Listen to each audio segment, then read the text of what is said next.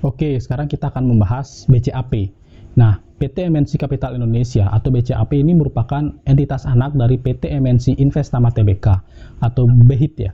Nah, Perseroan memiliki bisnis utama yang fokus pada usaha pengelolaan investasi strategis di sektor jasa keuangan. Nah, per 31 Desember 2018, Perseroan memiliki 7 entitas anak yang memberikan layanan jasa keuangan, yaitu PT MNC Securities ya, melalui bidang jasa perantara perdagangan dan perdagangan efek. Juga melayani jasa penasihat keuangan loh, yaitu penjamin emisi, restrukturisasi, originasi dan sindikasi, serta jasa riset dan pengembangan bisnis.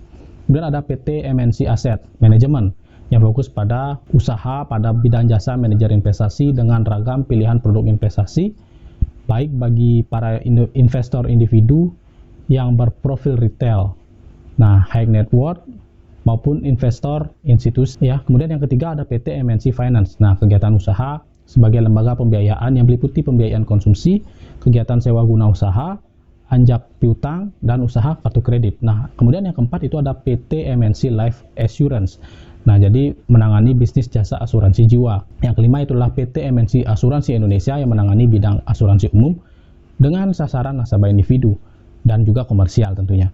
Nah, kemudian yang keenam itu adalah PT Bank MNC Internasional Tbk, dan ketujuh itu adalah PT MNC Guna Usaha Indonesia.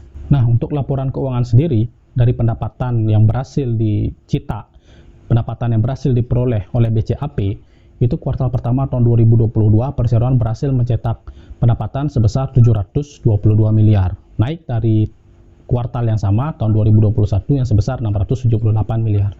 Nah, kemudian di kuartal kedua tahun 2022, Perseroan berhasil mencetak penjualan sebesar 663 miliar.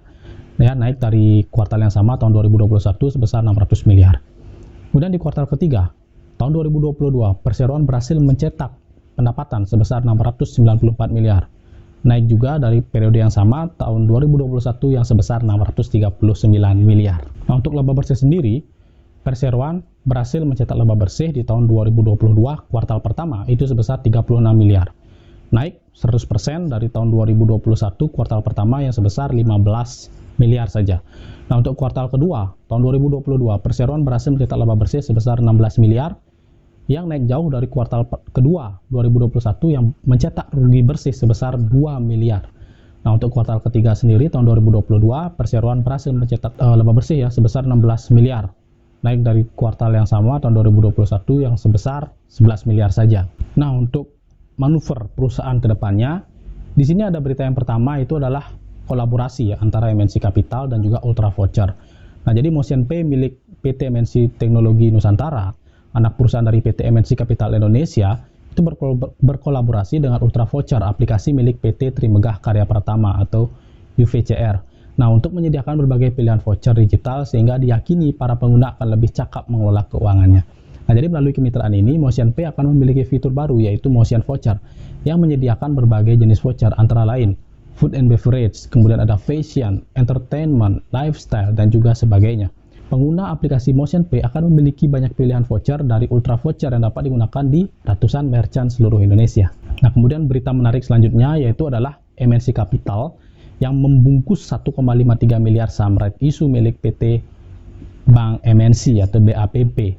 Nah, jadi BCAP selaku pemegang saham utama dari BAPP itu menyerap 1,53 miliar lembar saham pada aksi korporasi right issue PT MNC Bank Internasional. Nah, transaksi ini tercatat pada laporan kepemilikan efek yang dilakukan atau dilaporkan oleh PT Kustodian Sentral Efek Indonesia. Nah, jadi mengacu pada prospektus yang dibagikan pada aksi korporasi penambahan modal dengan memberikan hak memesan efek terlebih dahulu. Nah, PMHMTD 9, Bank MNC mengeluarkan sebanyak-banyaknya 9.434 lembar saham seri B.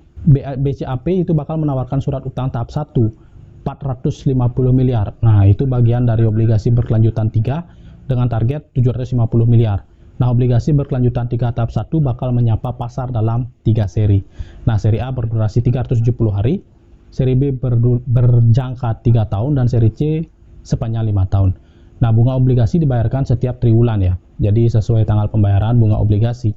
Pembayaran bunga pertama pada 5 April 2023, sedangkan pembayaran bunga terakhir sekaligus jatuh tempo untuk seri A pada 15 Januari 2024. Nah, seri B pada 5 Januari 2026 dan seri C pada 5 Januari 2028. Lama ya?